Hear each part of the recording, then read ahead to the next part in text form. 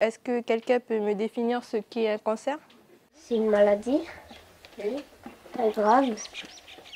En fait, le cancer, c'est une maladie provoquée par la transformation de cellules qui deviennent anormales et se reproduisent excessivement.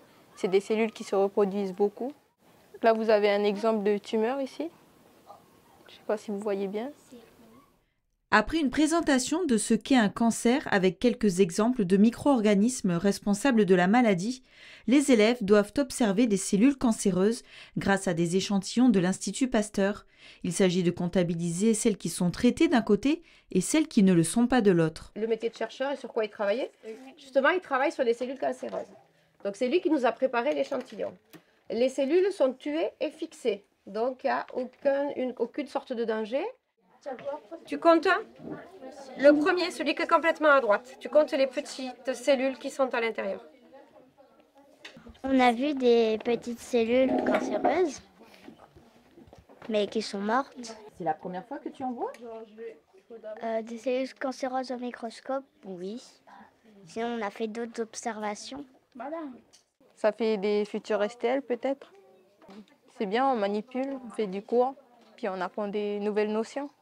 Après avoir appris l'importance de se laver les mains en CE2, les élèves ont ensuite fait des mises en culture, issues du pain et du fromage, mais aussi des bactéries présentes dans la classe, avant de travailler sur ce nouveau projet en partenariat avec l'Institut Pasteur. C'est ce qu'il y avait sur ta règle. Oui. Et ça vous a impressionné de voir ça? Oui, beaucoup. J'avais un élève qui m'a demandé comment est-ce qu'une maîtresse pourrait mettre en évidence les bactéries, justement pour sensibiliser les enfants au lavage des mains. Et il se trouve que c'était sa maman et que sa maman c'était Anna. Donc je lui ai dit je vais discuter avec elle et à partir de là on a monté le projet. C'est une façon différente de faire les sciences. Cette année par exemple de travailler sur les gestes qui comptent pour mon territoire, le fait d'observer au microscope, là c'est concret. La semaine prochaine, les élèves devront observer les maladies transmises par l'eau, ainsi que les micro-organismes responsables des maladies hors de la classe.